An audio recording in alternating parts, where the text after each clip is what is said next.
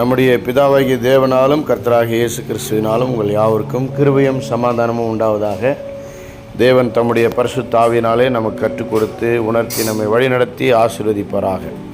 இந்த நாளில் சத்தியத்தில் நடக்கும் சீஷர்கள் என்கிற தலைப்பில் disciples who walk in the truth, சத்தியத்தில் நடக்கும் சீஷர்கள் எல்லாம் சொல்லுங்கள். சத்தியத்தில் நடக்கும் சீஷர்கள் அல்லது சத்தியத்தின்படி வசனத்தின்படி வாழ்கிற சீஷர்கள். ஆமாம், பேசுகிற சீஷர்கள் அல்ல, வாழ்கிற சீஷர்கள். பாடுகிற சீஷர்கள் அல்ல, வாழ்கிற சீஷர்கள். ஆகவே சத்தியத்தின்படி வாழ்கிற சீஷர்கள் என்ற தலைப்பில் நம்ம யோவான் எழுதின 2வது நிருபம் அதில் 4வது வசனத்திலிருந்து 11ஆம் வசனம் வரைக்கும் வாசித்து நம்ம அந்த உள்ள வசனத்தின் அடிப்படையில் ஆண்டவருடைய வார்த்தையை நாம் கேட்க போகிறோம். ஒருத்தர் வாசிங்க, நம்ம எல்லாரும் பின்னால் சொல்லலாம். பிதாவினால் நாம் பெற்ற கற்பனையின்படி உம்முடைய பிள்ளைகளில் சிலர் சத்தியத்திலே நடக்கிறதை நான் கண்டு மிகவும் சந்தோஷப்பட்டு இப்பொழுதும் அம்மாளே நாம் ஒருவரில் ஒருவர் அன்பு கூற வேண்டும் என்று உமக்கு புதிய கற்பனையாக எழுதாமல் ஆதி முதல் நமக்கு உண்டாயிருக்கிற கற்பனையாக எழுதி உம்மை வேண்டிக் கொள்ளுகிறோம். நாம் அவருடைய கற்பனைகளின்படி நடப்பதே அன்பு. நீங்கள் ஆதி முதல் கேட்டபடி நடந்து கொள்ள வேண்டிய கற்பனையும் இதுவே. மாம்சத்தில் வந்த இயேசு கிறிஸ்துவை அறிக்கை பண்ணாத அநேக வஞ்சகர் இவ்வுலகத்திலே தோன்றியிருக்கிறார்கள். இப்படிப்பட்டவனை வஞ்சிக்கிறவனும் அந்தி கிறிஸ்துவுமாய் இருக்கிறான். உங்கள் செய்கைகளை பலனை இழந்து போகாமல்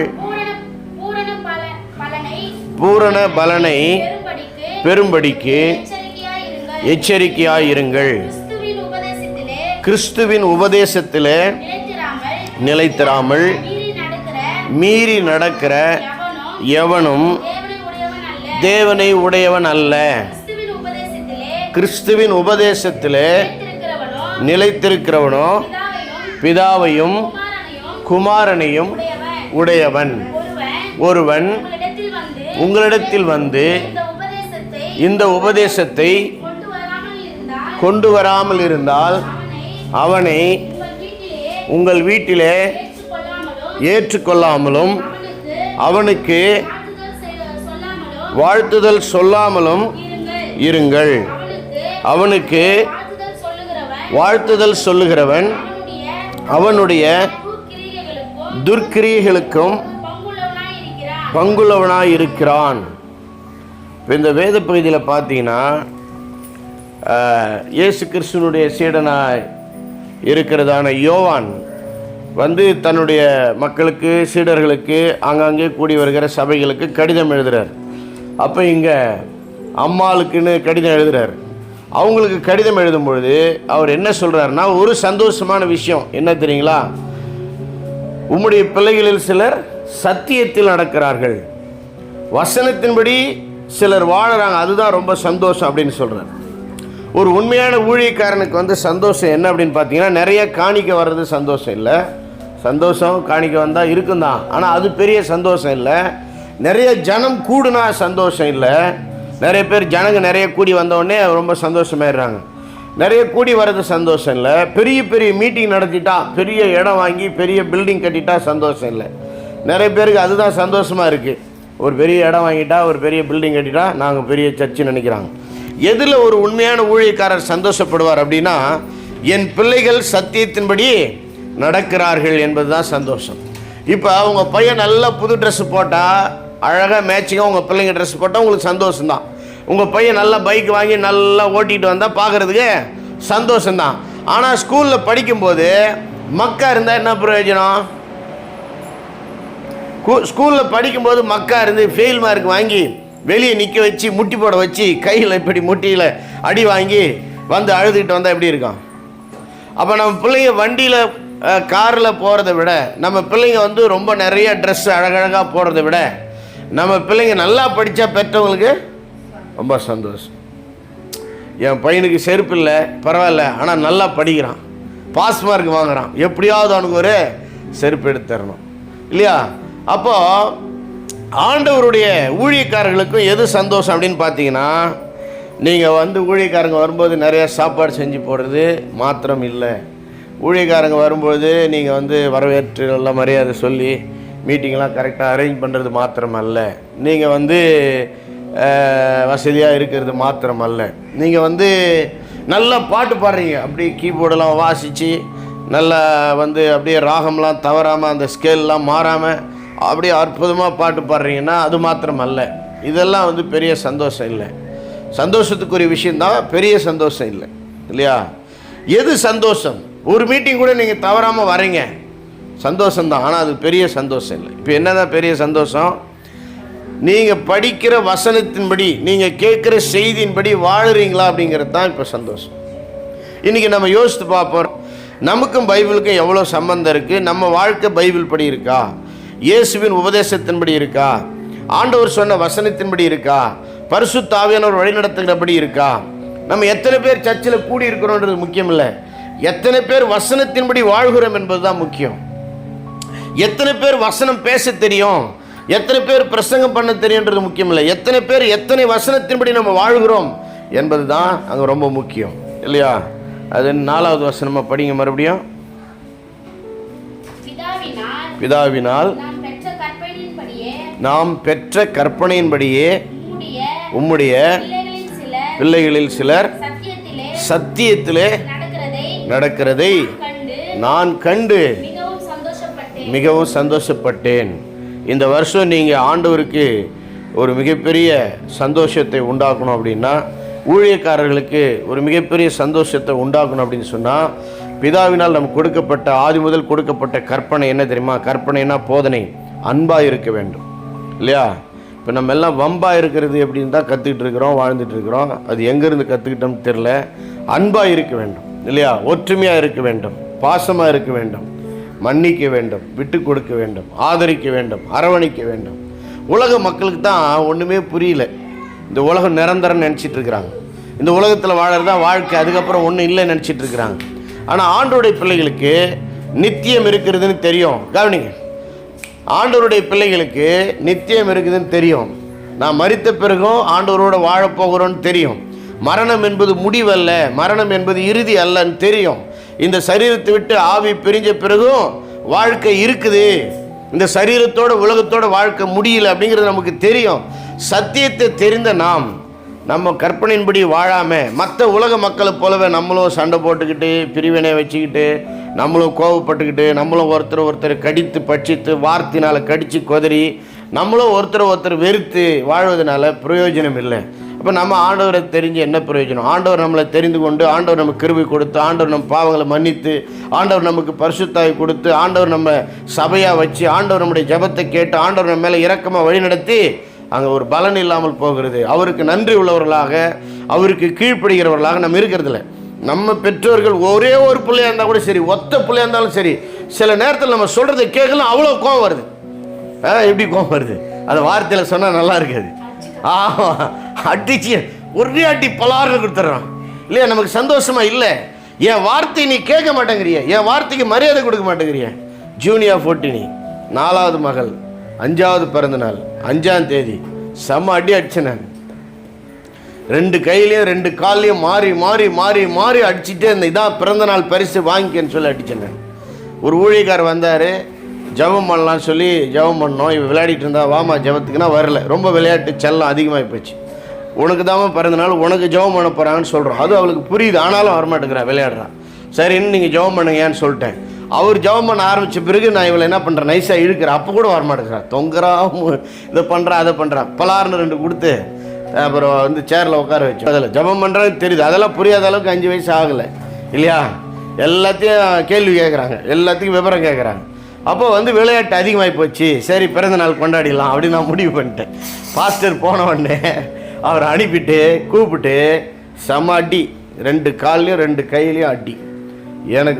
எனக்கு பயங்கரமாக கை வலிக்கிற அளவுக்கு நான் அடிச்சிட்டேன். ஏன்னா இதோட லைஃப் லாங் மறக்கக்கூடாது, பிறந்த நாளையும் மறக்கக்கூடாது, அடி வாங்கினதையும் மறக்கக்கூடாது. அப்போ நான் சொன்னேன், ப்ரேயர்னு சொன்னால் கூப்பிட்டு என்ன பண்ணோம், வரணும்.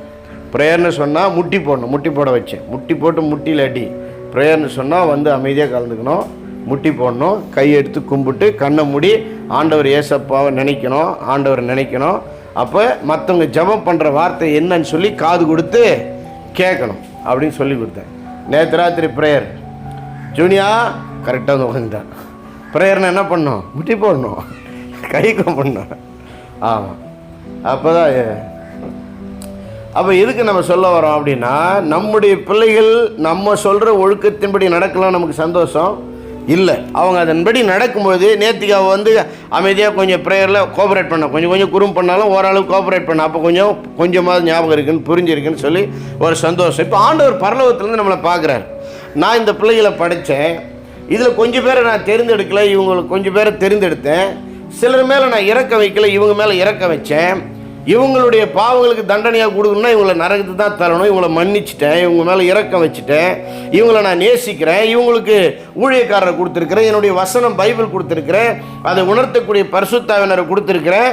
இவ்வளோ தெரிஞ்சு இத்தனை வருஷம் கிறிஸ்தவர்களாக இருந்தோம், இன்னும் அடிச்சுக்கிறாங்களே, இன்னும் பிடிச்சிக்கிறாங்களே, இன்னும் கோவப்படுறாங்களே, இன்னும் கெட்ட வார்த்தை பேசுகிறாங்களே, இன்னும் வெறுத்து பேசுகிறாங்களே, இன்னும் வெட்டி பேசுகிறாங்களே, இன்னும் வந்து ரொம்ப அசிங்கமான வார்த்தை பேசுகிறாங்களே, என்னை அசிங்கப்படுத்துகிறாங்களே.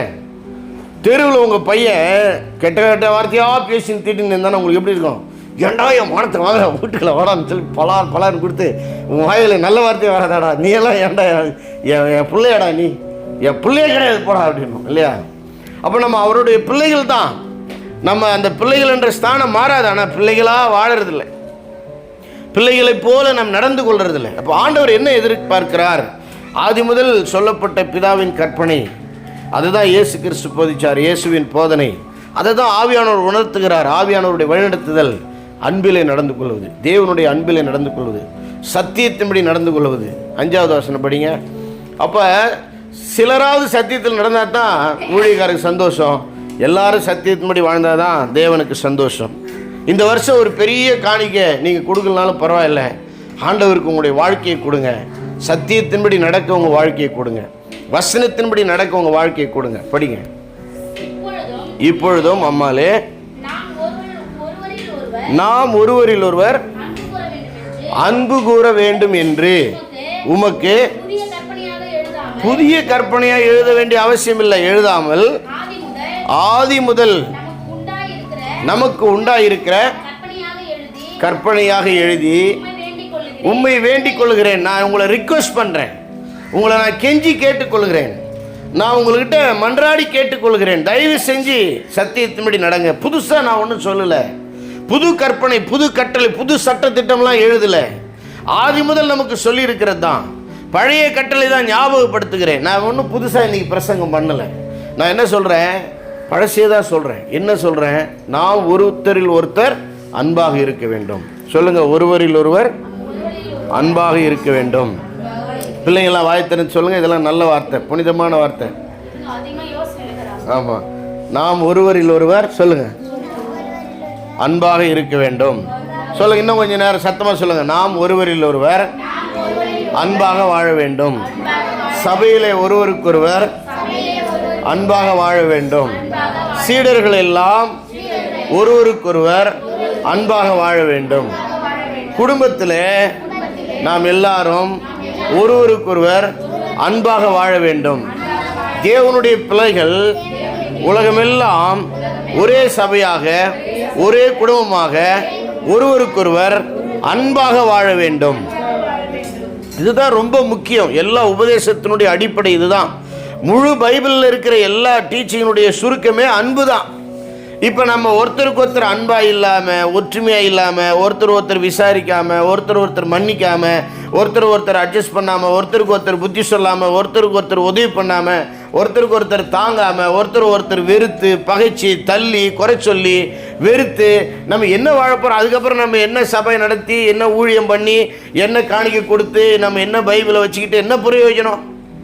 நிறைய பேர் வந்து நல்ல கிறிஸ்தவ பாட்டு சவுண்டாக ஸ்பீக்கரில் போட்டு நாங்களும் கிறிஸ்டின்ல ஆண்டவர் பாட்டு கேட்போம்ல, பக்தி பாட்டு கேட்போம்ல, ஒரே பாட்டு போடுறது. இன்னைக்கு சத்தம் போடுறோம், ஆராதனைக்கு வந்து பயங்கரமாக அல்லேலூயா ஆமென் ஸ்தோத்திரம் ஸ்தோத்திரம்னு சத்தமாக மைக்க வச்சு துதிக்கிறது பாடுறது இல்லையா? அதில் ஒரு சந்தோஷப்படுறோம். வீட்டில் பாட்டை போட்டு சந்தோஷப்படுறோம், சபையில் கூடுகையில் சத்தமாக ஆராதனை பண்ணி ஆரவாரம் பண்ணி சந்தோஷப்படுறோம். ஏன் கொஞ்சம் வாய்ப்பு இருந்தால் ஆட்டம் போட்டு டான்ஸ் ஆடி சந்தோஷப்படுறோம். ஆனால் வசனத்தில் கடவுள் இப்படி சொல்லியிருக்கிறாரு, வசனத்தின்படி நான் வாழலையே, உபதேசத்தின்படி நான் வாழலையே, இயேசு சொன்ன போதனையின்படி என்னுடைய வாழ்க்கை இல்லையே, என்னுடைய ஒழுக்கம் இல்லையே, என்னுடைய தீர்மானம் வசனத்தின்படி இல்லையே, என்னுடைய பேச்சுகள், என்னுடைய வார்த்தைகள், என்னுடைய உரையாடல்கள், என்னுடைய பழகிறது, என்னுடைய ஒருத்தரோடு ஒருத்தர் நான் சம்பாஷிக்கிறது, என்னுடைய பேச்சு சரியில்லையே அப்படிங்கிற உணர்வு நமக்கு ரொம்ப குறைவாக இருக்கிறது. இந்த நாளில் நாம் ஒப்பு கொடுக்க வேண்டும்.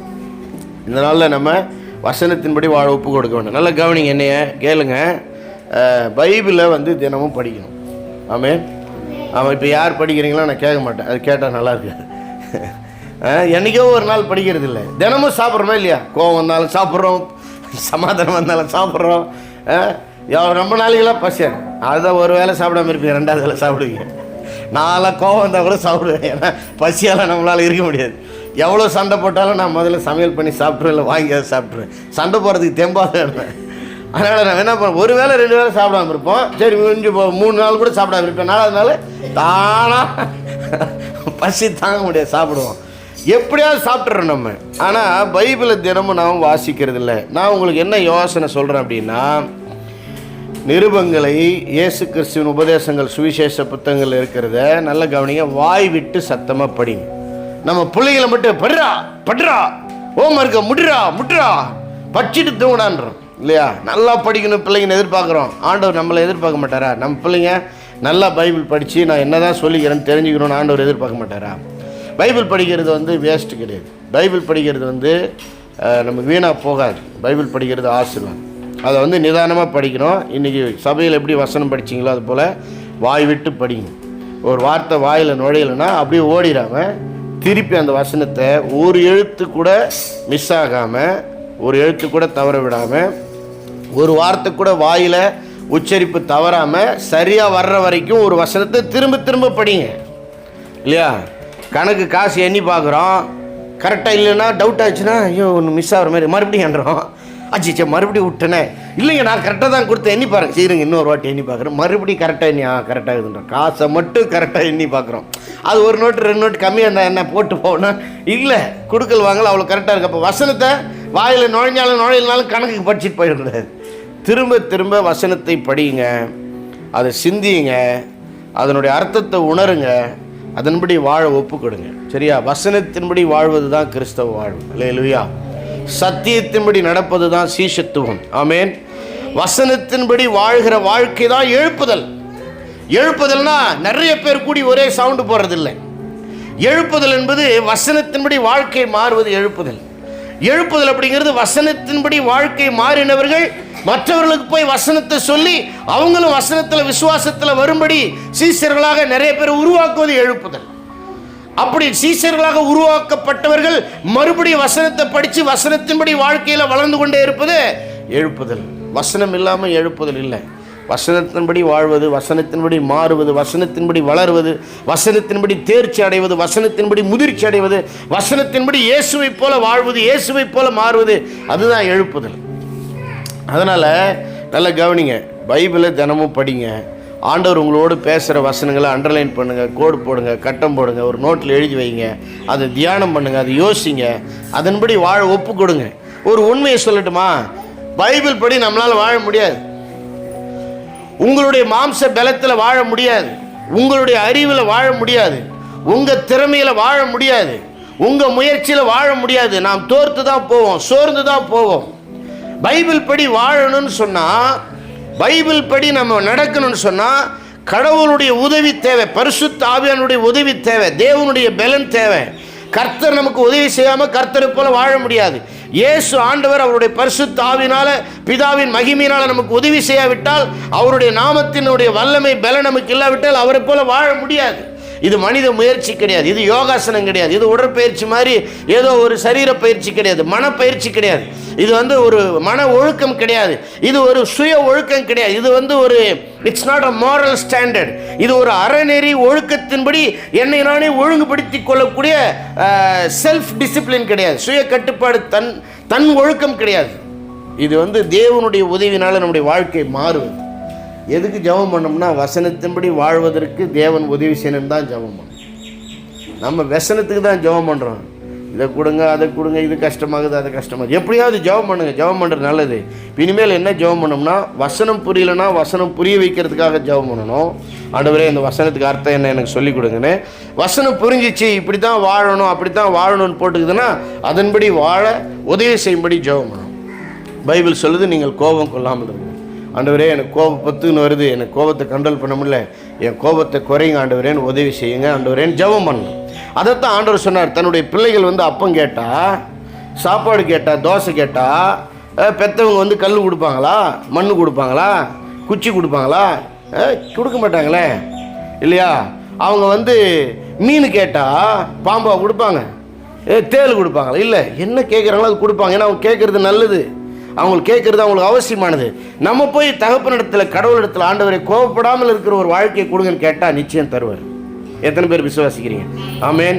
கெட்ட வார்த்தை பேசாத, கடுமையான அடி வெட்டுற மாதிரி வார்த்தைகளை பேசாத, நல்ல வார்த்தைகளை பேச எனக்கு பலன் கொடுங்க, புத்தி கொடுங்க, யோசனை கொடுங்கன்னு கேட்டால் கண்டிப்பாக கொடுப்பார். வாழ்க்கையை புரிந்து கொள்ள, உலகத்தை புரிந்து கொள்ள ஞானம் கொடுங்க, அறிவு கொடுங்கன்னு கேட்டால் நிச்சயமாக கொடுப்பார். சாந்தமாக இருக்க, அமைதியாக இருக்க எனக்கு உதவி செய்யுங்க, வாய் மூடிட்டு இருக்க உதவி செய்ய ஜெபம் பண்ணால் உதவி செய்வார்.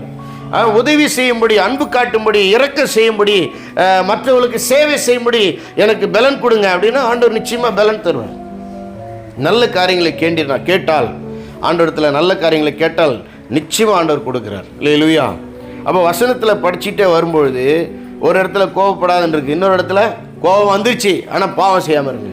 அந்த கோபத்தில் வார்த்தையை விடக்கூடாது, அந்த கோபத்தில் தீர்மானம் எடுக்கக்கூடாது, அந்த கோபத்தில் நம்ம அடிக்கக்கூடாது, அந்த கோபத்தை உணர்ச்சி பூர்வமாக வெளிப்படுத்தக்கூடாது. அப்போ என்ன பண்ணுறது? கோபம் வந்துக்கிட்டே இருக்குதுன்னா முட்டி போட்டு எல்லா கோபத்தையும் ஆண்டவர்கிட்டே சொல்லிட வேண்டியதான். நம்ம எப்படி வேணாலும் உணரலாம், அதை ஆண்டவர்கிட்ட சொல்லலாம். தாவீது சங்கீதங்களில் அவர் எழுதும்போது, அவர்களை விடாதீங்க ஆண்டவரே, அவர்களை பழிவாங்க ஆண்டவரே, அவர்களை கொன்று விடுங்கள் ஆண்டவரே, அவங்களை அழிச்சிடுங்க ஆண்டவர் என்று. ஆண்டவர் இவர் ஜெபத்தை கேட்டு உடனே கொன்று போகிறதில்ல, அழிச்சிட போகிறதில்ல. இவர் கோபத்தை, இவருடைய மனபாரத்தை எங்கே ஊட்டுறதுன்னு தெரியல. மனுஷங்கள்கிட்ட ஊற்றினா கஷ்டம், போய் கடவுள்கிட்ட ஊற்றிடலாம். நான் என்ன சொல்கிறேன், என்ன திட்டணுமோ முட்டி போட்டு ஆண்டவர்கிட்டே திட்டிடுங்க, என்ன சொல்லணுமோ முட்டி போட்டு ஆண்டவர்கிட்டே சொல்லிவிடுங்க, கதவு சாத்திடுங்க, எல்லாத்தையும் ஆண்டவர்கிட்ட சொல்லிவிடுங்க. மனிதர்களிடத்தில் வெளிப்படுத்தாதீங்க. மனிதரிடத்தில் அவசரப்பட்டு வார்த்தைகளை விடாதீங்க, அவசரப்பட்டு பேசாதீங்க, அவசரப்பட்டு தீர்மானம் எடுக்காதீங்க, அவசரப்பட்டு யாரையும் வெறுக்காதீங்க, தள்ளாதீங்க. நேசிக்கத்தான் ஒரு வாழ்க்கை ஆண்டவர் கொடுத்திருக்கிறார், பகைக்கிறதற்கு அல்ல.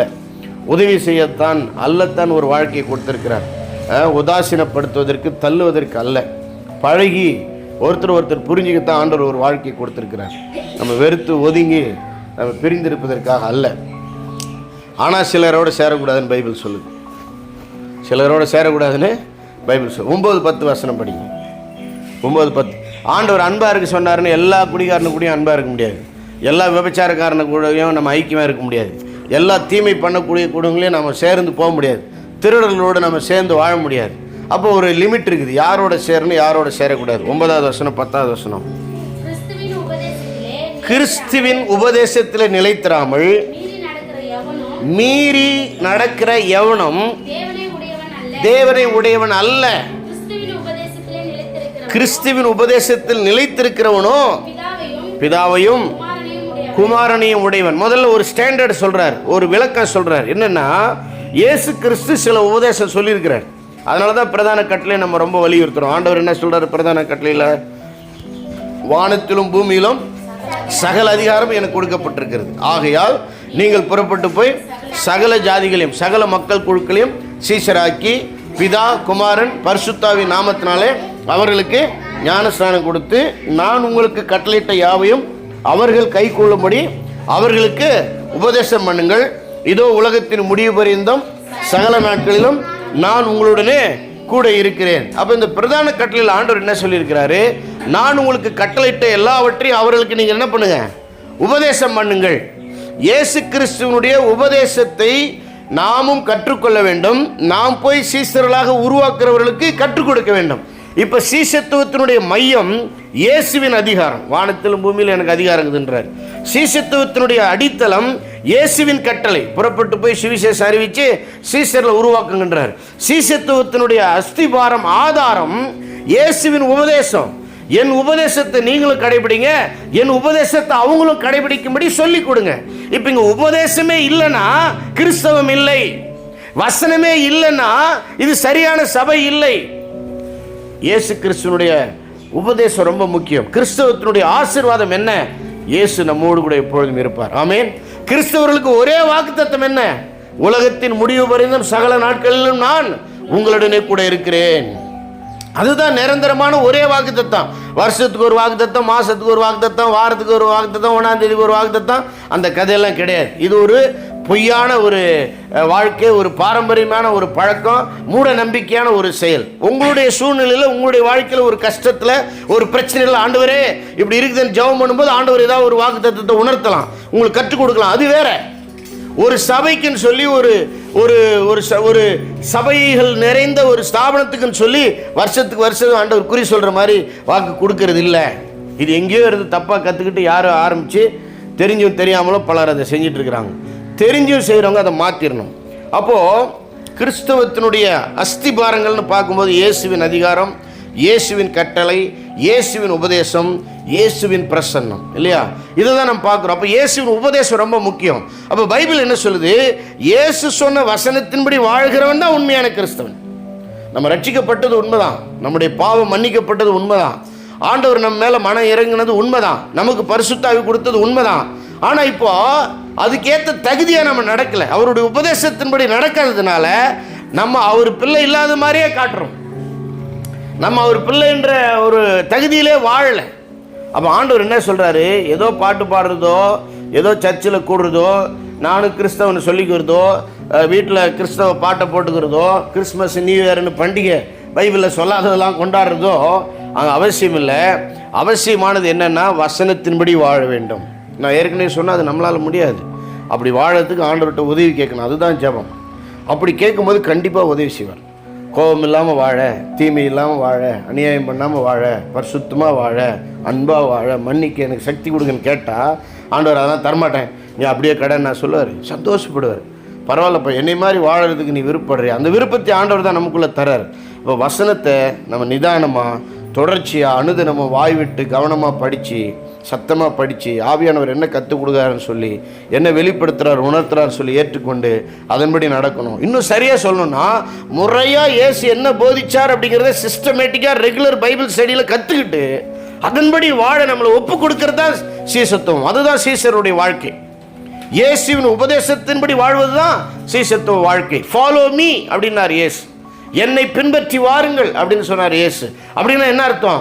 என்னை போல மாறுங்கள், என்னை போல வாழுங்கள். ஃபாலோ மீ, என்னை பின்பற்றி வாருங்கள் என்ன அர்த்தம்?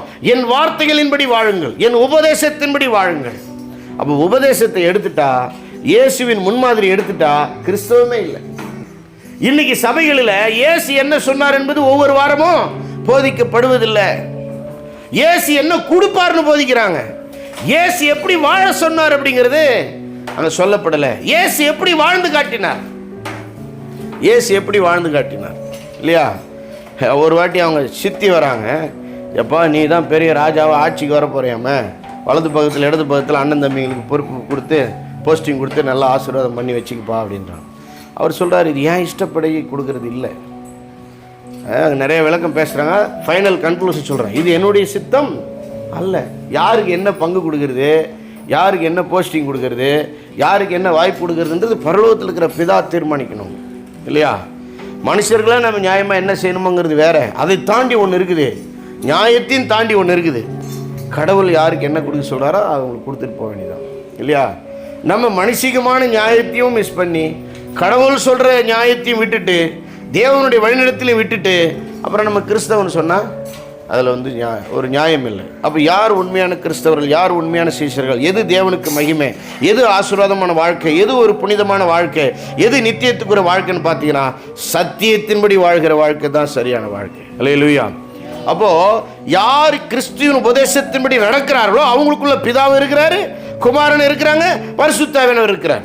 அப்போ யார் வசனத்தின்படி வாழ்கிறாங்களோ அவங்க தான் உண்மையான கிறிஸ்தவர்கள், அவங்க தான் சரியான சீஷர்கள். இப்போ வசனத்தின்படி வாழாமல் இருக்கும்பொழுது நம்ம கிறிஸ்தவர் அல்ல அப்படின்னு அர்த்தம் இல்லை, நம்ம தேவனுடைய பிள்ளை இல்லை அப்படின்னு அர்த்தம் இல்லை, நரகத்துக்கு போயிடுவோம் அப்படின்னு அர்த்தம் இல்லை. ஆண்டவர் பேரை கெடுத்துக்கிட்டு இருக்கிறோம், ஆண்டவர் பேரை வீணாக்கிட்டு இருக்கிறோம், ஆண்டவர் பேருக்கு மரியாதை கொடுக்காமல் இருக்கிறோம், ஆண்டவரை கேவலப்படுத்தி கொண்டிருக்கிறோம், ஆண்டவருக்கு அசிங்கத்தை, அவமானத்தை, இழிவை ஏற்படுத்தி கொண்டிருக்கிறோம். அப்போ அவருடைய பெயருக்கு களங்கம் ஏற்படுத்தக்கூடிய ஒரு கிறிஸ்தவர்களாக, அடங்காத கிறிஸ்தவர்களாக, கீழ்ப்படியாத கிறிஸ்தவர்களாக, சீர்படாத சீடர்களாக, தேவனுக்கு மகிமை கொண்டு வராத கனவீனத்தை கொண்டு வரக்கூடிய ஒரு சீசர்களாக நம்ம வாழ்கிறோம் அப்படிங்கிறத உணர்ந்து இது ஆண்டவருக்கு மகிமை இல்லை, இது ஆண்டவருக்கு சந்தோஷம் இல்லை, நாம் மனம் திரும்ப வேண்டும். 10வது வசனம் படிங்க. முதலாவது அந்த ஸ்டாண்டர்ட் சொல்லிட்டார். உபதேசம் இருந்தால், வசனத்தின்படி வாழ்ந்தால் பிதா உங்களுக்குள்ள இருக்கிறார், இயேசு உங்களுக்குள் இருக்கிறார், பரிசுத்த ஆவியானவர் இருக்கிறார். இப்போ அடுத்தது நல்ல கவனிங்க. ஏற்கனவே நான் சொன்னேன், அன்பா இருக்கணும்னு ஆண்டவர் சொன்னதுனால எல்லாரும் கூட சேர்ந்துடலாமா? அன்பா இருக்கணும்னு ஆண்டவர் சொன்னதுனால எல்லாரோடையும் நம்ம ஐக்கியப்பட்ட முடியுமா? விபச்சாரக்காரங்க, வேசிக்கல்லர்கள், திருடர்கள், பொய் சொல்கிறவர்கள், அநியாயம் பண்ணுகிறவர்கள், அடுத்தவன் சொத்துக்கு ஆசைப்படுகிறவர்கள், மற்றவங்களை கெடுக்கிறவர்கள், மற்றவர் நல்லா இருக்கக்கூடாதுன்னு கெட்ட எண்ணம் வைக்கிறவர்கள் இல்லையா, பொய் சொல்லுகிறவர்கள், வாங்கினது இல்லைன்னு சொல்கிறது, கொடுக்குறேன்னு சொன்னது கொடுக்க மாட்டேன்னு சொல்கிறது, அப்போ இந்த மாதிரி அநியாயம் பண்ணுற எல்லாரும் கூட நம்ம சேர முடியுமா? இப்போ முக்கியமான ஸ்டாண்டர்ட் நமக்கு என்ன அப்படின்னா 10வது வசனம் படிங்க. ஒருத்தன் உங்களிடத்தில் வந்து இந்த உபதேசங்களை கொண்டு வராமல் இருந்தால், உங்களிடத்தில் வந்துன்னா நானும் சர்ச்சுக்கு வரமான்னு வராங்க, அல்லது நாங்களும் கிறிஸ்தவங்க தான்பான்னு வராங்க, நாங்களும் ஊழியம் தான் வராங்க. 2 யோவான் எழுதின 2வது நிருபம் 9-10 வசனம். அப்போ 10ஆம் வசனம் சொல்லுது, நாங்களும் உங்களை மாதிரி தான்பா, நாங்களும் சீசர்கள் தான்பா, நாங்களும் மிஷினரிகள் தான்பா, நாங்களும் பரிசுத்தாவி பெற்றவங்க தான்பா, நாங்களும் வந்து புரட்சியான கிறிஸ்தவர் தான்பா, நாங்களும் இப்படி தான்பான்னு உங்களிடத்தில் யாராவது வந்தா நீங்க என்ன பண்ணணும்? இந்த உபதேசம் இருக்கு அவர்கிட்டன்னு பார்க்கணும். இயேசு தான் நம்முடைய வாழ்க்கைக்கு முன்மாதிரி நீங்க வச்சிருக்கிறாங்களா? இயேசுவின் உபதேசத்தை கத்துக்கிட்டு இருக்காங்களா? இயேசுவின் அதிகாரத்தை நம்புறாங்களா? இயேசுவின் பிரதான கட்டளை நம்புறாங்களா? இயேசுவினுடைய பிரதான கட்டளை நிறைவேற்றுவது தான் வாழ்க்கையினுடைய நோக்கமா, தரிசனமா வச்சிருக்கிறாங்களா? சுவிசேஷம் சொல்லி சீசராக்கிறது தான் ஊழியம் என்று அறிஞ்சிருக்கிறாங்களா? இயேசுவின் எல்லா உபதேசங்களையும் கடைபிடிச்சிருக்கிறாங்களா? எல்லா உபதேசமும் உங்களுக்கு தெரியுதா? அதன்படி வாழறாங்களா? அதை பார்க்கணும் நம்ம இல்லையா? பதிவு பண்ணியிருக்கிறாங்களா? அவங்க 12A வாங்கியிருக்காங்களா? ATG வாங்கியிருக்காங்களா? FCRA வாங்கியிருக்காங்களா? அவங்களுக்கு ஃபண்டு வருதா? கட்டடம் வச்சுக்கிறாங்களா? பைபிள் காலேஜ் வச்சுக்கிறாங்களா? ஆர்டினேஷன் கொடுக்குறாங்களா? ஐடி கார்டு கொடுக்குறாங்களா? பைக்கு தராங்களா? உதவி பண்ணுறாங்களா? நம்ம ஊழியத்தை வளர்த்து விட்டுறாங்களா? இதை பார்த்துட்டு இருக்கக்கூடாது. நம்ம எதை பார்க்கணும்? கிறிஸ்துவின் உபதேசம், அது பிதாவின் உபதேசம், ஆதி முதல் சொல்லப்பட்ட கற்பனை. ஒரே ஒரு நிருபம், ஒரே ஒரு சின்ன லெட்டர் தான். அந்த ஒரு சில வசனங்களில் எவ்வளோ உயர்ந்த காரியங்களை, முழு வேதாகமத்தினுடைய சத்தியத்தை சுருக்கமாக சொல்லியிருக்காரு பாருங்க. ஆதி முதல் கேள்விப்பட்ட கற்பனை என்னது? ஒருத்தருக்கு ஒருத்தர் அன்பார். அந்த கற்பனையின்படி ஒருத்தருக்கு ஒருத்தர் அன்பா வாழ்வது தான் உண்மையான சத்தியம், உண்மையான வாழ்க்கை, உண்மையான கிறிஸ்துவம், உண்மையான சீசத்துவம். அப்படி நம்ம வாழலன்னு சொன்னால் ஆண்டவருக்கு மகிமை உள்ள பிள்ளைகளாக நம்ம இல்லை. அப்போ ஒருத்தர் நம்மளோட ஐக்கியப்பட வர்றாங்க அப்படின்னா நம்ம ஒருத்தரோட போய் சேரணும்னா எதை பார்க்க வேண்டும்? கிறிஸ்துவின் உபதேசத்தின்படி அவர்கள் வாழ்கிறார்களா? படிங்க. ஒருவன் உங்களிடத்தில் வந்து இந்த உபதேசத்தை கொண்டு வராமல் போனால், எந்த உபதேசம்?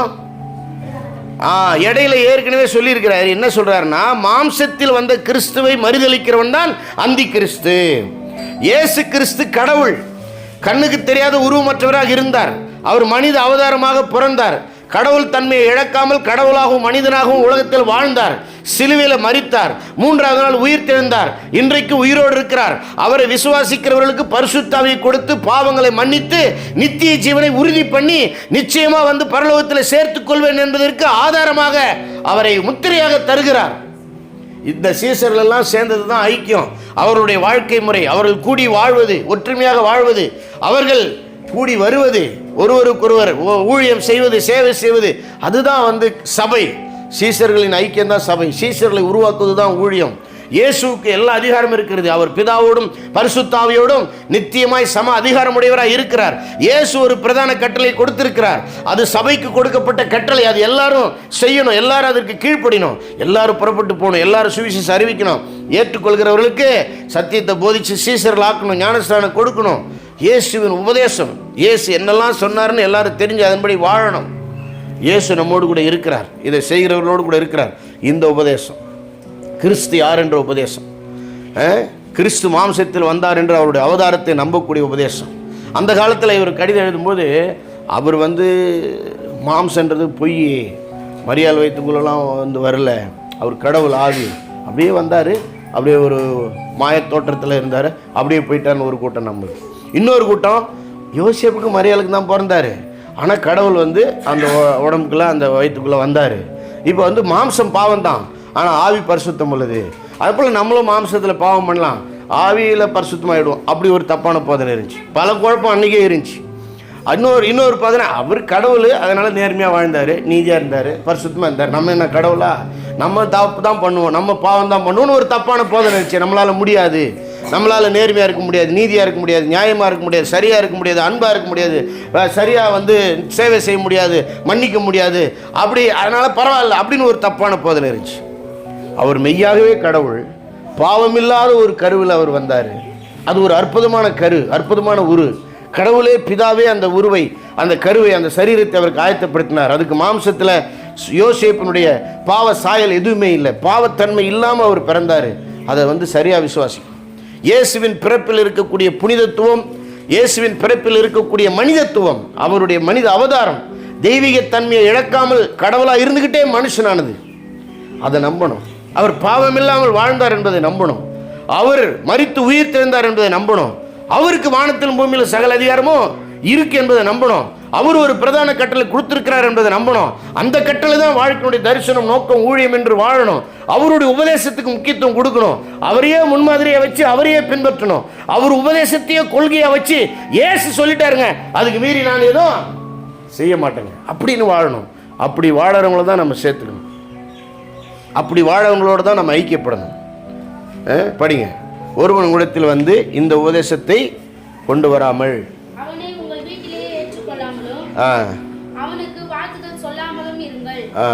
மறுபடியும் படிங்க. ஒருவன் உங்களிடத்தில் இந்த உபதேசத்தை கொண்டு வராமல், வெறும் டீச்சிங் நோட்ஸ் இல்லை, அந்த வாழ்க்கை முறை, அது மாதிரி வாழற வாழ்க்கை முறை, இதை கொண்டு வராமல் இருந்தால் அவனை வீட்டில் என்ன பண்ணக்கூடாது? சேர்க்கவே கூடாது. ஒருத்தர் இயேசுவை நம்ம நம்புற மாதிரி நம்புறார், அவரை நம்ம சேர்க்காம விரட்டலாமா? விரட்டக்கூடாது. ரெண்டுமே உண்மை தான் இல்லையா? இயேசு நம்மளை போல் அவர் நம்புறாருன்னா நம்ம சேர்க்கத்தான் வேணும். சரி, அவர் கொஞ்சம் ஒழுக்கம் இல்லாமல் இருக்கிறாரா? உஷாராக இருக்கணும். அவர் பரிசுத்தம் இல்லாமல் இருக்கிறாரா? ஜாக்கிரதையாக இருக்கணும். அளவாக எந்த இடத்துல வைக்கணும். அதுக்காக முற்றிலும் நம்முடைய வாழ்க்கையை விட்டு அகற்ற முடியாது. ஆனால் இயேசு கிறிஸ்துவை சரியாக விசுவாசிக்காத ஒருத்தர் வந்துட்டாருன்னா சேர்க்கவே கூடாது. அவள் உலகத்தில் இருக்கிற மக்களோடலாம் பேசலாமா, பழகலாமா? பேசலாம், பழகலாம், ஐக்கியமாக இருக்கக்கூடாது. இயேசுவை விசுவாசிக்காத, சத்தியத்தின்படி வாழாத, இயேசுவை பின்பற்றாத, இயேசுவுக்கு சீசரில் உருவாக்காத யாரோடும் நமக்கு நட்பு இல்லை. உலக பிரகாரமான போக்குவரத்து இருக்கலாமே தவிர, கொடுக்கல் வாங்கல் ஒரு லிமிட்டாக இருக்கலாமே தவிர, நெருக்கமான ஃப்ரெண்டு, உருக்கமான ஃப்ரெண்டு, ஐக்கியம் அப்படியே ஒன்றோட ஒன்று வாய்ப்பே இல்லை. ஆமாம், அது கிறிஸ்தவ வாழ்க்கை இல்லை. அதனால தான் நான் சொல்கிறேன், கிறிஸ்தவர்களுக்கு கிறிஸ்தவர்கள் தான் நண்பர்கள், கிறிஸ்தவர்களை தான் திருமணம் செய்யணும், உண்மையான சீஷர்களோடு தான் ஐக்கியப்படணும். நிறைய பாரம்பரியமான கிறிஸ்தவர்கள் இருக்கிறாங்க, பைபிள் படி நடக்க மாட்டாங்க, அவங்களோட சேரக்கூடாது. வசனத்துக்கு முக்கியத்துவம் கொடுக்க மாட்டாங்க, அவங்களோட சேரக்கூடாது. அவங்க நம்மளை சேர்ந்துக்குங்கன்னு கூட்டத்தில் கூப்பிடுவாங்க, நல்லது கெட்டது கூப்பிடுவாங்க. பழகி சத்தியத்தை சொல்கிறதுக்காக போகலாமே தவிர அவங்களோட நெருங்கி ஒன்றாயிடக்கூடாது. ஒரு எல்லை இருக்கிறது. அந்த எல்லையினுடைய அர்த்தம் என்ன தெரியுமா? இயேசுவின் உபதேசம் இல்லையா? அப்போது இது ரொம்ப முக்கியமானது. எல்லாரோடும் நம்ம சேரக்கூடாது. அதுவும் சத்தியத்தில் நடப்பது தான். யாரோடு சேரணும், யாரோடு சேரக்கூடாது என்கிற தெளிவோடு எல்லை வகுத்து கோட்டோடு வாழறது சத்தியத்தின்படி வாழுது. பைபிளை நம்பக்கூடியவனை விளக்கக்கூடாது, இயேசுவை விசுவாசிக்கிறவங்களும் விளக்கக்கூடாது. இயேசு தான் எனக்கு முன்மாதிரின்னு வச்சு மனம் திரும்பக்கூடியவங்கள நம்ம விளக்கக்கூடாது. இயேசுவின் உபதேசத்தை ஏற்றுக்கிறவங்கள விளக்கக்கூடாது. ஒரு காலத்தில் சோர்ந்து போய் இயேசுவை பின்பற்றாமல் எங்கே வராமல் இருந்திருக்கலாம். இப்போ நான் இயேசுவை பின்பற்றுறேன் அப்படின்னு வரும்பொழுது அவங்களை நம்ம சேர்த்துக்கொள்ள தான் வேணும் இல்லையா? யாரையும் நம்ம புறம்பா தள்ளிட முடியாது. ஆண்டவர் இயேசு கிறிஸ்து சொல்கிறார், என்ன உபதேசம் சொல்கிறார்? உன்னிடத்தில் கேட்கிறவனுக்கு இல்லை என்று சொல்லாது, கீழங்கி கேட்டால் மேலங்கியும் கொடு, 1 மைல் தூரம் கூப்பிட்டா 2 மைல் தூரம் போ, எக்ஸ்ட்ரா செய்யுங்கிறார் இல்லையா? அப்போ நம்ம இயேசுவின் உபதேசத்தின்படி நீதியாக வாழறோமா, நேர்மையாக வாழறோமா, பரிசுத்தமாக வாழறோமா, உண்மையாக வாழறோமா, நன்மையை செய்கிறோமா, மன்னிக்கிறோமா, நம்ம சகிக்கிறோமா, நம்ம தியாகம் பண்ணுறோமா, நம்ம கொடுக்குறோமா, நம்ம அரவணைக்கிறோமா, நம்ம ஆதரிக்கிறோமா, நம்ம தாங்குறோமா, நம்ம தியாகம் பண்ணுறோமா? யோசித்து பாருங்க. இயல்பான நீதியை தாண்டி ஆண்டவர் பேசுகிறார், எக்ஸ்ட்ரா கொடுங்கன்றார். அப்போ ஆண்டவருடைய உதவி நமக்கு தேவை.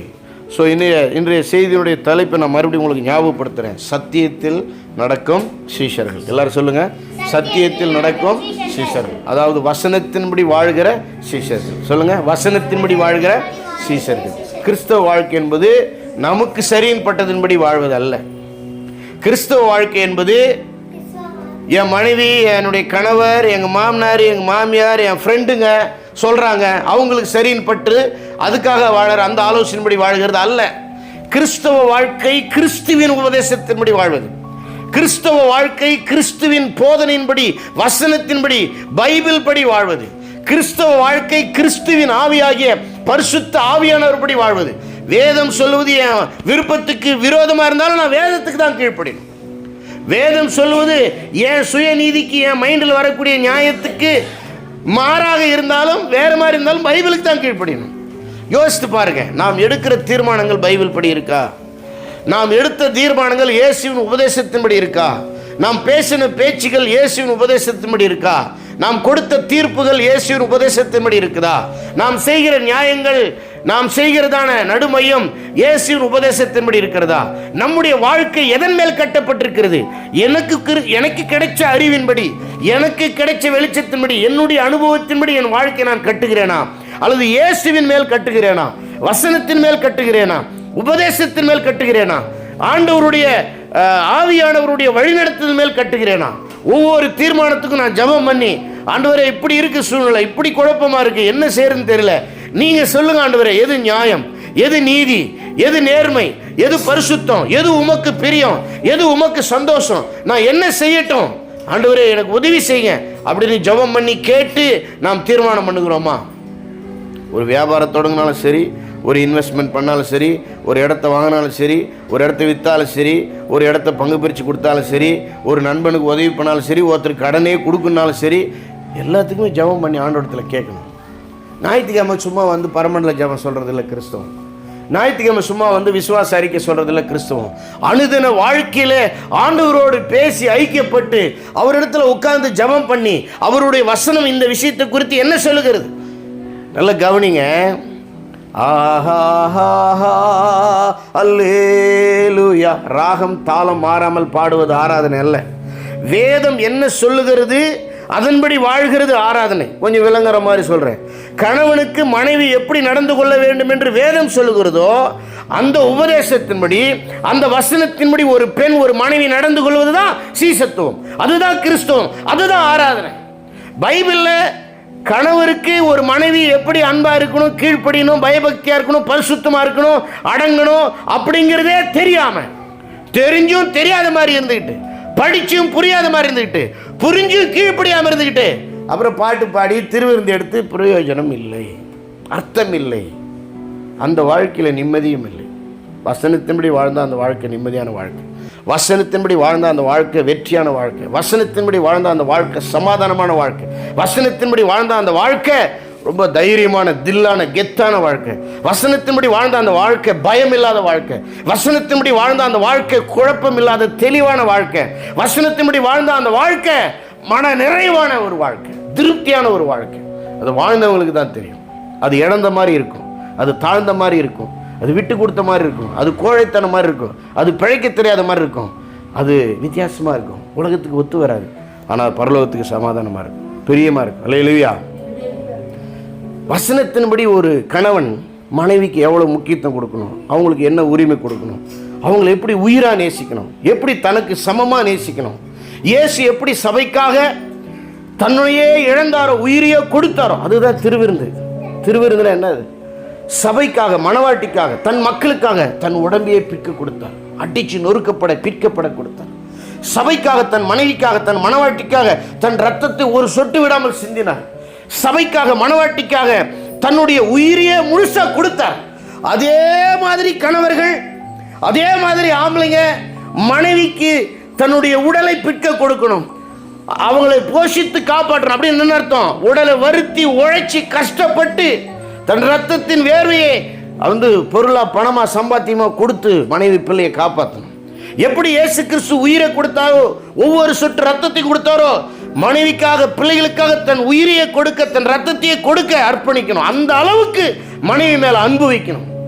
மனைவி ஒரு மனுஷியாவும் மதிக்காம, மனைவிக்கு உரிமை கொடுக்காம, மனைவியை அடிமைப்படுத்தி, மனைவியை பேச விடாம, மனைவியை நேசிக்காம, அன்பு காட்டாம, வெட்டி வெட்டி பேசி, அது கிறிஸ்தவ வாழ்க்கை இல்லை. அப்போ உலகத்தாருக்கு நமக்கு என்ன வித்தியாசம்? நான் என்ன சொல்கிறேன், பைபிளெலாம் மூடி வச்சுருங்க, பைபிளை யார்கிட்ட கொடுத்துருங்க, புனிதமான புஸ்தகம் அது. ஏசுன்னு வாயை திறந்து சொல்லாதீங்க, சர்ச்சு பக்கம் வராதிங்க, எங்கள் கூடலாம் சேராதிங்க. உங்கள் இஷ்டத்துக்கு வாழுங்க. மனைவியை திட்டுங்க, மனைவியை அடிங்க, மனைவியை எட்டி வதிங்க, வேணாம் போடினுங்க, நீ இல்லாமல் வாழ வேண்டியன்னு என்ன வேணாலும் பேசுங்க. உங்களுக்கு என்ன சரிப்படுதோ செய்ய. உங்களை யார் கேட்டா?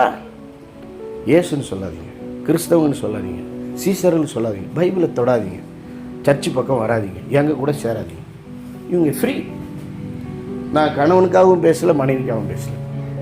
கொஞ்சம் யோசித்து பாருங்கள். உங்கள் கணவருக்கு கேள்வி கேட்காமல் கீழ்ப்படுறீங்களா? எதிர்த்து பேசாமல் கீழ்ப்படுறீங்களா?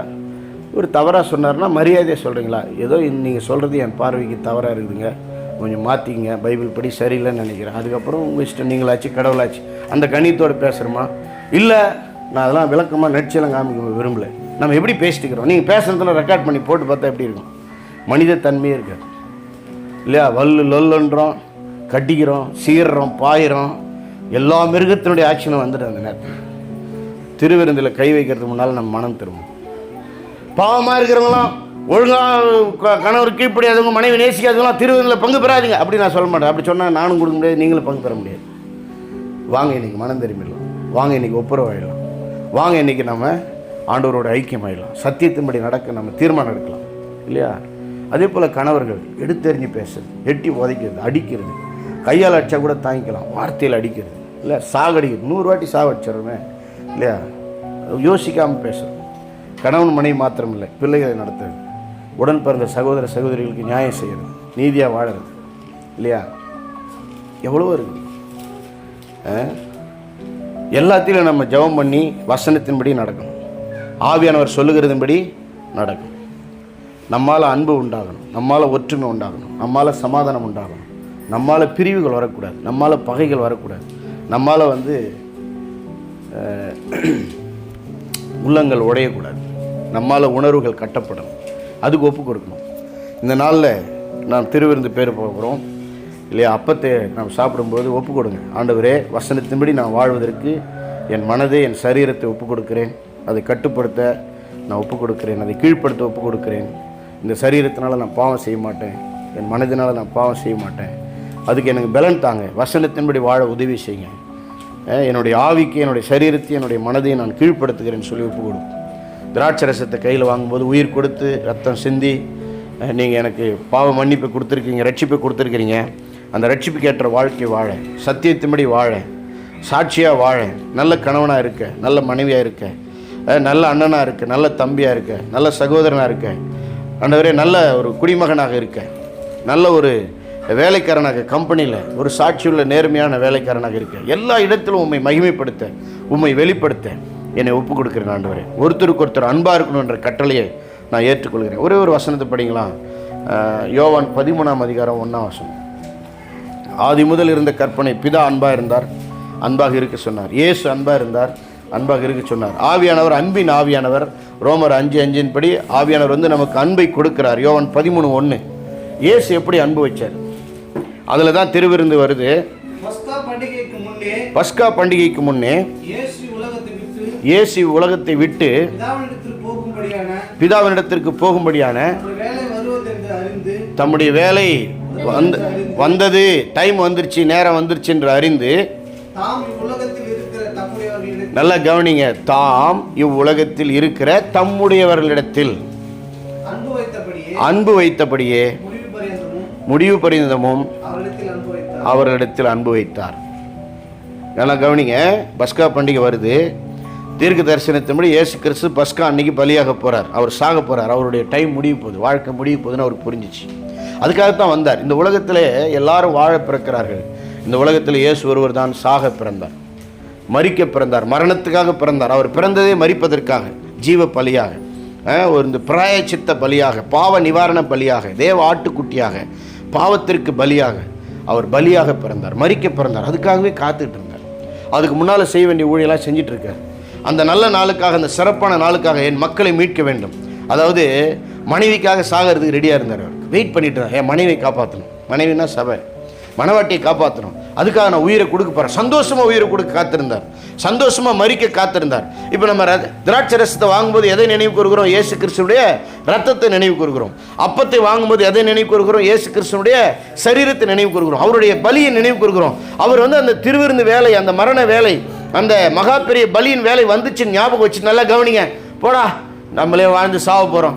இவனுக்கு ஒருத்தன் கூட நன்றி இல்லாமல் இருக்கிறானுங்க. ஒருத்தன் கூட சொன்ன பேச்சே கேட்கல, ஒருத்தன் கூட உபதேசப்படி நடக்கல. இதில் ஒருத்தன் எதிர்கட்சியில் சேர்ந்துட்டான், என்னை வேற காட்டி கொடுக்க போகிறான். அவன் காட்டி கொடுக்க போகிறான்னு அவருக்கு தெரியுது. இவனுக்கெல்லாம் நம்ம வாழவே கூடாதுடா, இவனுக்கெல்லாம் செய்யவே கூடாதுடா, எப்படின்னா போங்கடா அப்படின்னு ஆண்டவர் நினைக்கல. ஆண்டவர் என்ன நினைக்கிறாரு? கொஞ்ச நாள் தான் வாழ போகிறோம், இவங்களுக்கு யார் அன்பு காட்டுவார்? நான் சாக போகிறேன். ஆகவே நான் தெரிந்து கொண்ட என் மக்களிடத்தில், தம்முடையவர்களிடத்தில், நான் அனுபவித்த என் மக்களிடத்தில் கடைசி நிமிடம் வரைக்கும் இன்னும் அதிகமான அன்பாக இருக்க போகிறேன். இன்னும் அவங்களுக்கு என்னுடைய அன்பை காட்ட போகிறேன். திருந்தாத அவன் உள்ளத்தை என் அன்பு திருத்தட்டும், மாறாத அவனுடைய மனதை என்னுடைய அன்பு மாற்றட்டும், கீழ்ப்படியாத அவனுடைய கீழ்ப்படியாமே என்னுடைய பாசம் மாற்றட்டும், எனக்கு நன்றி இல்லாமல் இருக்கிற அவனுடைய நன்றி கெட்ட மனதை என்னுடைய அன்பு மேற்கொள்ளட்டும், என்னுடைய அன்பு மாற்றட்டும் சொல்லி தாம் அன்பு வைத்தவரிடத்தில் கடைசி மட்டும் அன்பு வைத்தார். கடைசி நேரத்திலும் அன்பு வைத்தார். இது வாழ்க்கையின் கடைசி என்று அறிந்து அன்பு வைத்தார். அதில் யூதாஸ் காரியத்தான் அடக்கம். அவன் தான் திருடன், அவன் பேய் பிடிச்சவன், அவன் ரட்சிக்கப்படாதவன், அவன் காட்டி கொடுக்க போகிறான், அவனால் தான் தீமை வரப்போகிறதுன்னு தெரிஞ்சோம். இருந்தாலும் அவனை நான் கூப்பிட்டுட்டேன், கூட்டத்தில் ஒருத்தனை வச்சுட்டேன், இருந்துட்டு போகட்டும் அப்படின்னு சொல்லி அவன் மேலே கூட அன்பு குறைக்காமல் அன்பாக இருந்தார். காட்டி கொடுக்குற கடைசி நேரத்திலும் சிநேகிதனே என்று சொல்லி கூப்பிட்டார். சிநேகிதனே சொன்னார், ஃப்ரெண்டு அப்படின்னு தான் சொன்னார். நான் உன்னை ஃப்ரெண்டாக தான்ப்பா வச்சுக்கிறேன், நீ என்னை எப்படின்னா வச்சு. அவன் ஃப்ரெண்டாக வைக்கல. அதுக்காக இயேசு மாற்றிக்கல. கொஞ்சம் யோசித்து பாருங்கள், எவ்வளோ நாள் வாழணும்னு நினைக்கிறீங்க? எவ்வளோ நாள் வாழணும்னு நினைக்கிறீங்க? யார் கையிலையும் வாழ்க்கை நிச்சயம் இல்லை, நிரந்தரம் இல்லை. இயேசுவுக்கு கடைசி வாரம் தெரிஞ்சிச்சு, அன்பாக வாழணும்னு முடிவு பண்ணார். ஏற்கனவே அன்பாக இருந்தார், இன்னும் அன்பாக இருக்குன்னு அன்பாக இருந்தார். யோசித்து பாருங்கள், 5 வருஷமோ 10 வருஷமோ எவ்வளோ நாள் வாழ போகிறோம்? கொஞ்ச நாள் வாழ போகிறோம். ஏன் இந்த கொஞ்ச நாளில் பகையோடும், கோபத்தோடும், வெறுப்போடும், சண்டையோடும், சுயநலத்தோடும் ஏன் இருக்கணும்? அதனால் நம் மனதுக்கு வியாதி, சரீரத்துக்கு வியாதி, சமூகத்துக்கு வியாதி, குடும்பத்துக்கு வியாதி. அன்பாக வாழலாமே, ஒற்றுமையாக வாழலாமே, பாசமாக வாழலாமே. மறுபடியும் நம்மளால் முடியும், மறுபடியும் நம்மளால் முடியும், மறுபடியும் நம்மளால் முடியும். மறுபடியும் நம்மளை வாழ வைக்க ஆண்டவர் வல்லவராக இருக்கிறார். மறுபடியும் நமக்கு பலன் தர ஆண்டவர் வல்லவராக இருக்கிறார். கடைசி மட்டும் அனுபவிக்கணும். வாழ்ந்த ஒரு வாழ்க்கை அன்பாக, ஒற்றுமையாக, பாசமாக வாழ்ந்துட்டு போகலாமே. எல்லாரும் மன்னிச்சிடலாம், எல்லாரையும் மன்னிச்சுட்டு, எல்லாத்தையும் மறந்துட்டு, பழசெல்லாம் விட்டுட்டு புதிய ஒரு வாழ்க்கை வாழலாம். அந்த அப்பத்தையும் திராட்சை ரசத்தையும் வாங்கும்பொழுது ஒரு புதிய வாழ்க்கைக்கு உங்களை நீங்கள் அர்ப்பணிங்க. நான் எல்லாத்தையும் மன்னிச்சிடறேன் ஆண்டவரே, எல்லாரையும் மன்னிச்சிடறேன். நான் சொல்லும்போது இயேசுவை நம்பாத, உபதேசத்தின்படி வாழாதவங்களை சேர்த்துக்க சொல்லலை. அதனால தான் அந்த வசனத்தை நான் சொன்னேன். எங்கே யாரும் சேர்க்கக்கூடாதுன்னு சொல்லிட்டேன். இயேசுவை நம்பக்கூடிய, வசனத்தின்படி வாழ விரும்பக்கூடிய, இயேசுவை பின்பற்ற வரக்கூடிய அந்த போராட்டத்தில் இருக்கிறாங்க பாரு. பின்பற்ற விரும்புகிறாங்க, முடியல. கீழ்ப்படி விரும்புகிறாங்க, முடியல. ஆண்டவர் வேணும்னு பார்க்குறாங்க, முடியல. அவங்கள சேர்த்துங்க. அதான் கலாத்தியர் 6:1 சொல்லுது, பலவினரை சேர்த்து கொள்ளுங்கள், பலவினரை சேர்த்து கொள்ளுங்கள். ஸோ அந்த ஊரை விட்டு நாங்கள் அழுகையோட கண்ணீரோட ஜெபம் பண்ணிட்டு புறப்பட்டோம். புறப்படும் போது எல்லாம் சாரி கேட்டாங்க. அந்த கதை வேறு, ரைட்டா? எங்கள் அப்பா இறந்துடுவார்னு ஒரு வாரத்துக்கு முன்னால் எனக்கு புரியுது, மனசுக்குள்ளே தோணுது. அதுக்கு முன்னே போய் பார்த்துட்டு வந்தோம். அவர் எங்கள் 3வது பிள்ளையை பார்க்கல. அப்போ ஏவி பிறந்திருக்கிறா. சரி, அம்மா ஏற்கனவே இறந்து போயிட்டாங்களே. அதுக்கப்புறம் தான் நம்ம சிங்காடைக்கு வந்தோம். சாரி, அப்பா இறந்த பிறகு தான் சிங்காடைக்கு வந்தோம். அப்பா இறங்குறது ஒரு வாரத்துக்கு முன்னால் தெரியுது, செத்துருவார் அப்படின்னு புரியுது. நான் சொல்கிறேன், அம்மா போய் அப்பாவை பார்த்துட்டு வந்துடலாம் ஃபேமிலி அப்படின்னு. 3வது குழந்தைய அவர் பார்க்கல, போய் காட்டலன்னு சொல்லி கூட்டிகிட்டு போயிட்டு அவரை பார்த்துட்டு அவர் மடியில் 3வது குழந்தைய உட்கார வச்சு ஒரு ஃபோட்டோ எடுத்துக்கிட்டு, எனக்கு தெரியுது இது கடைசி ஃபோட்டோன்னு. எனக்கு நல்லாவே ஃபீலிங் இருக்குது. கையில் காசு இல்லை, 500 ரூபா அவர்கிட்ட கொடுத்துட்டு வர. அவர் இறந்துட்டார். கொடுத்துட்டு நான் டெல்லி போகிறேன், நடுவில் இறந்துட்டார். ஸோ இறக்கும்போது நான் முடிவு பண்ணேன், இந்த வீட்டை விட்டு போன்னு சொல்லிட்டார் அவர். நான் ஏற்கனவே அந்த வீடு வேணான்னு தான் இருந்தேன். நாங்கள் தங்குறதோ பங்கு கேட்குற மாதிரி சின்ன வயசில் இல்லை. நான் வீட்டை விட்டு முதல் புறப்படும் போது எங்கள் அப்பா அம்மாட்ட அதான் சொன்னேன், அம்மா நான் ஊழியத்துக்காக போகிறேன், ஆண்டவருக்காக போகிறேன், நான் திரும்பி வரமாட்டேன், வந்தால் உங்களை பார்க்கறதுக்கு வருவேன், எனக்கு இந்த வீடு வேணாம், எனக்கு எந்த சொத்து வேணாம், உங்கள்கிட்ட இருந்து எந்த உதவியும் நான் எதிர்பார்க்க மாட்டேன், ஆண்டவர் தான் எனக்கு சொத்து, என்னால் முடிஞ்சால் நான் சம்பாதிச்சு வந்து உங்களுக்கு கொடுப்பேன், ஒருவேளை கொடுக்கலன்னா என்னை மன்னிச்சிருங்க. நான் ஊழியத்துக்கு புறப்படும் போது சொல்கிறேன், 11ஆம் வகுப்பு பாதியில் நின்றுட்டு ஊழியத்துக்கு புறப்படும் போது சொல்கிறேன், என்னால் கொடுக்க முடியலன்னா மன்னிச்சிருங்க. ஏன்னா நான் வந்து சம்பாதிக்க போகல, பிஸ்னஸ் போகல, நான் ஊழியத்துக்கு போகிறேன், முடிஞ்சால் தரேன், இல்லைனா வேணாம். ஆனால் உங்களுடையது எது எனக்கு வேணான்னு அன்றைக்கே சொல்லிட்டேன். அது எனக்கு ஞாபகம் இருக்குது. முடியாத கட்டத்துக்கு ஒரு வருஷம் சும்மா தங்கலான்னு வந்தால் நான் ஏதோ சொத்துக்கு வந்துட்டேன்னு நினச்சி அவங்க என்ன பண்ணிட்டாங்க, எனக்கு ரொம்ப வம்பு பண்ணிட்டாங்க. அதை எக்ஸ்ட்ரீமாக காயப்படுத்திட்டாங்க. என் மனைவிக்கும் அது ரொம்ப மனசு கஷ்டமாச்சு. ஏன்னா நான் எப்படி ஓடி ஓடி அம்மாவுக்கு செலவு பண்ணேன், அப்பாவுக்கு செலவு பண்ணேன், வாங்கின சம்பளம் மொத்தம் அவங்களுக்கு செலவு பண்ணிட்டு நாங்கள் எப்படி கஞ்சி குடிச்சிட்டு வாழ்ந்தோம், தம்பி படிக்க நான் எவ்வளோ பாடுபட்டேன், நான் என்னால் முடிஞ்சதை செஞ்சுருக்கிறேன், முடிஞ்ச சக்திக்கு மேலே செஞ்சுருக்குன்னு என் மனைவி தான் தெரியும். சில நேரத்தில் நம்ம குடும்பத்தில் அண்ணன் பட்ட கஷ்டம் என் தம்பிங்களுக்கு தெரியறதில்ல, அப்பா அம்மா பட்ட கஷ்டம் பிள்ளைங்களுக்கு தெரியறதில்ல. அண்ணன் சொன்னாலும் தம்பிங்க நம்ப போகிறதில்ல, நம்பணுன்னு அவசியம் இல்லை. அப்பா அம்மா நமக்கு செஞ்சாங்க, அப்பா அம்மா ஸ்தானத்தில் நம்ம செஞ்சோம், கடவுள் பார்க்குறாரு, அவ்வளோதான். கடவுள்கிட்ட விட்டுருமே தவிர நீதி நியாயத்துக்கு போராட முடியாது. அப்போ எங்கள் அப்பா இறந்தவுடனே நான் முடிவு பண்ணேன், அது பிரச்சனை இல்லாமல் அவனுக்கு கொடுக்கணும். ஏன்னா அவர் ஆசைப்பட்டது என்னென்னா முழுசாக சின்னவனுக்கு கொடுக்கணும்னு அவர் ஆசைப்பட்டார். நான் யோசித்தேன், எங்கள் அம்மா உடம்பு சரியில்லாதப்போ அவனை தான் பார்க்க சொன்னேன். 1 மாதம் அவன் தான் பார்த்தான், ரொம்ப நாள் அவன் தான் பார்த்தான். கிட்டத்தட்ட அவன் வந்து காஞ்சிபுரத்துலேயே பொண்ணு பார்த்து கல்யாணம் பண்ணி செட்டில் ஆகிற நிலைமைக்கு வந்துச்சு. ஆனாலும் என் வார்த்தைக்காக அம்மாவை பார்க்கறதுக்காக ஊருக்கு வந்து செட்டில் ஆகி அவன் வாழ்க்கையை தலைகீழ மாறி போச்சு. ஏன்னா அவன் சிட்டியில் இருந்திருப்பான். நான் சொன்னேன், நான் ஊழியம் பண்ணுறேன், விட்டுட்டு வர முடியாது, 6 மாதம் உட்கார முடியாது, அம்மா முடியாமல் இருக்கிறாங்க, நீ போய் பாரு பண்ண போயிட்டான். அப்பாவை கடைசி நாள் தூக்கி நுழைஞ்சு பார்த்து தான் அவன் தான். எல்லாருக்கும் யூரின் மோஷன் வாரந்தானு தான், அவனுக்கு தான் அதிக உரிமை இருக்குது. நானும் இந்த ஊரை விட்டு போகும்போது சொத்து எதுவும் வேணான்னு தான் நான் போனேன். நான் ஊழியக்காரன், நான் வந்து இங்கே வாழவும் போகிறதில்ல, தங்கவும் போகிறதில்ல. ஸோ நியாயமாக யோசித்து என் மனைவிட்ட சொல்லிட்டேன், நான் இதான் பண்ண போகிறேன், 4 பேர் பங்கையும் அவனுக்கே கொடுக்க போகிறேன், அக்கா தங்கச்சி எதோ வேணாலும் நான் என் கணக்கில் செய்ய போகிறேன், நீ எதுவும் சொல்லக்கூடாது, இதான் என் மனசுக்கு சரின்னு படுது.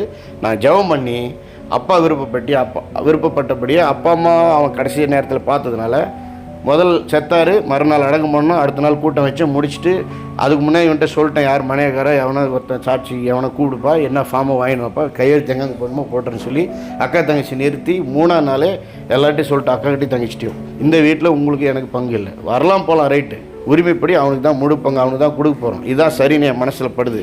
எனக்கு ஆண்டவர் அதான் சொல்கிறார், நான் அதான் செய்ய போகிறேன், எழுதி கொடுக்க போகிறேன், நீங்களும் கையெழுத்து போடுங்க, உங்களுக்கு ஏதாவது பங்கு வேணும்னா என்கிட்ட கேளுங்க, என் செலவில் நான் தரேன், உங்களுக்கு நான் செய்கிறேன், அவன்கிட்ட தொந்தரவு பண்ணுறாரு.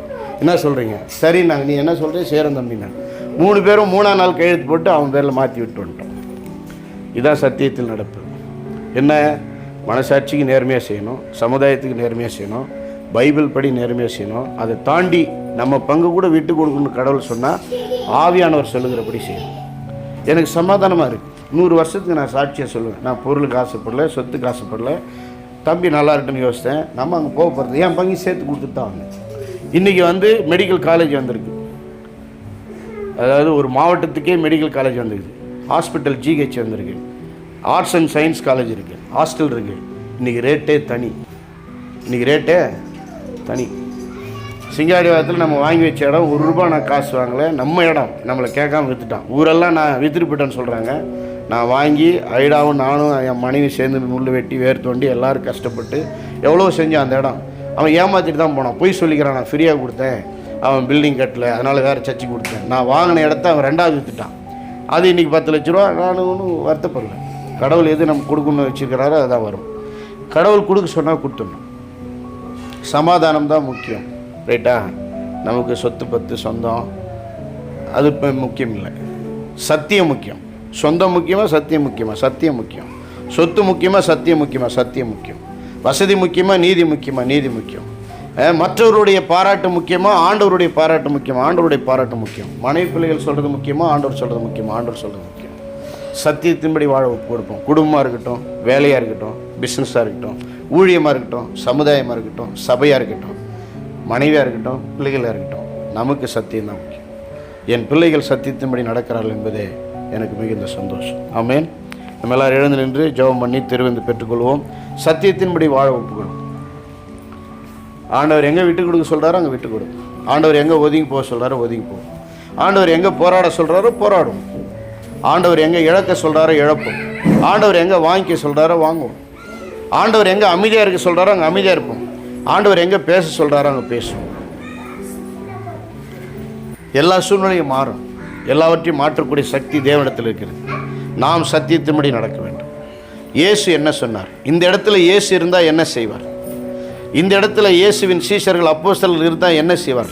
இந்த இடத்துல நான் என்ன செஞ்சால் தேவனுக்கு மகிமை என்கிறத நம்ம யோசித்து செயல்படணும். எல்லாரும் நம்ம ஒரு நிமிஷம் ஆண்டவருடைய வசனத்தின்படி வாழ ஒப்பு கொடுத்து ஜெபம் பண்ணலாமா? எல்லாரும் ஜெபம் பண்ணலாம். சத்தியத்தின்படி வாழ ஒப்பு கொடுக்குறேன் ஆண்டவரே. இந்த 2023ஆம் ஆண்டு நான் சத்தியத்தின்படி வாழ ஒப்பு கொடுக்குறேன் ஆண்டவரே. வசனத்தின்படி வாழ ஒப்பு கொடுக்குறேன். எல்லாரும் ஜெபம் பண்ணலாமே. எல்லாரும் ஆண்டவருடைய சமூகத்தில் ஜெபம் பண்ணுவோம். பரலோக பிதாவே, இயேசுவின் நாமத்தினாலே என்னை ஒப்பு கொடுக்கிறேன். வந்திருக்கிற எல்லாரையும் ஒப்பு கொடுக்கிறேன் ஆண்டவரே. இயேசுவின் உபதேசத்தின்படி வாழ, ஒருவரில் ஒருவர் அன்பாக இருக்க, வசனம் சொல்லுகிறபடி சத்தியம் சொல்லுகிறபடி வாழ, ஆவியானவர் உணர்த்துகிறபடி வாழ. அது என்ன நஷ்டமாக இருந்தாலும், அதனால் நான் எதை இழந்தாலும், இழப்போ நஷ்டமோ எங்களுக்கு முக்கியமல்ல ஆண்டவரே. சத்தியத்தின்படி வாழ்ந்தோம், வசனத்தின்படி நீதியாக வாழ்ந்தோம், வார்த்தையின்படி வாழ்ந்தோம், ஆவியானவர் சொல்லுகிறபடி வாழ்ந்தோம் என்கிற அந்த திருப்தி எங்களுக்கு போதும் ஆண்டவரே. குடும்பத்திலும் சபையிலும் சமுதாயத்திலும் வாழ்க்கையிலும் ஆண்டவரே ஊழியத்திலும் நாங்கள் எங்கே போனாலும் வந்தாலும் வேலை செய்கிற இடத்திலும் ஆண்டவரே மனைவியிடத்திலும் கணவரிடத்திலும் பிள்ளைகளிடத்திலும் நண்பர்களிடத்திலும் உறவினர்களிடத்திலும் ஆண்டவரே நாங்கள் உம்முடைய வசனத்தின்படி வாழ, நீதியின்படி வாழ, இயேசுவை விசுவாசிக்காத, அவருடைய மனித பிறப்பை, அவருடைய மனித அவதாரத்தை விசுவாசிக்காத, பரிசுத்தமாய் வாழ்ந்த அவருடைய வாழ்க்கையை விசுவாசிக்காத, அவருடைய மரணத்தை உயிர்த்தெழுதலை விசுவாசிக்காத யாரோடு நாங்கள் ஐக்கியம் வைக்காமல் ஆண்டவரே உம்முடைய குமாரனாகிய கிறிஸ்துவை விசுவாசித்து பரிசுத்தாவினாலே ரட்சிக்கப்பட்டு வசனத்தின்படி வாழ்கிறவர்களோடு, கிறிஸ்துவின் உபதேசத்தை கைக்கொள்கிறவர்களோடு மட்டும் நாங்கள் ஐக்கியம் வைக்க ஆண்டவரே, ஒரே ஐக்கியத்தில் நாங்கள் கை வைக்க போகிறோம் ஆண்டவரே. அப்பத்தில் கை வைக்க போகிறோம், திராட்சரசத்தை குடிக்க போகிறோம், ஒரே அப்பத்தில் ஒரே பாத்திரத்தில் பானம் பண்ண போகிறோம். நாங்கள் ஒரே குடும்பமாய் வாழ, ஒரே சரீரமாய் வாழ, ஒரே பண்ணையாய் வாழ, ஒரே தோட்டமாய் வாழ, ஒரே மாளிகையாய் வாழ, ஒரே மனவாட்டியாய் வாழ, எங்களுக்குள்ள எந்த கசப்பும் இல்லாமல், எந்த கோபம் இல்லாமல், எந்த வைராக்கியம் இல்லாமல் ஆண்டவரே, எந்த பகையும் இல்லாமல் ஆண்டவரே நாங்கள் சமாதானமாக, ஒருமனமாக, ஒற்றுமையாக வாழ ஆண்டவரே ஒரே அப்பமாய் ஒப்பு கொடுக்கிறோம், ஒரே சரீரமாய் ஒப்பு கொடுக்கிறோம், ஒரே குடும்பமாய் ஒப்பு கொடுக்கிறோம். எங்களை பரிசுத்தப்படுத்தும் ஆண்டவரே, எங்களை தகுதிப்படுத்தும் ஆண்டவரே, நேசிக்க எங்களை பலப்படுத்தும் ஆண்டவரே, மன்னிக்க எங்களை பலப்படுத்தும் ஆண்டவரே, ஆண்டவரே சமநிலையாக வாழ எங்களை பலப்படுத்தும் ஆண்டவரே, நீதியா பரிசுத்தமாக வாழ எங்களை பலப்படுத்தும் ஆண்டவரே. பரிசுத்த ஆவியானவர் திருவிருந்தை பெறும்பொழுது எங்களை நிரப்பி உணர்த்தி வழிநடத்தி ஆசீர்வதிப்பீராக. இயேசு கிறிஸ்துவின் நாமத்தினாலே வசனத்தின்படி வாழ, சத்தியத்தின்படி வாழ தேவ மகிமைக்கு ஒப்பு கொடுக்கிறோம். இயேசுவின் மூலம் ஜெபிக்கிறோம் நல்ல பிதாவே, ஆமென்.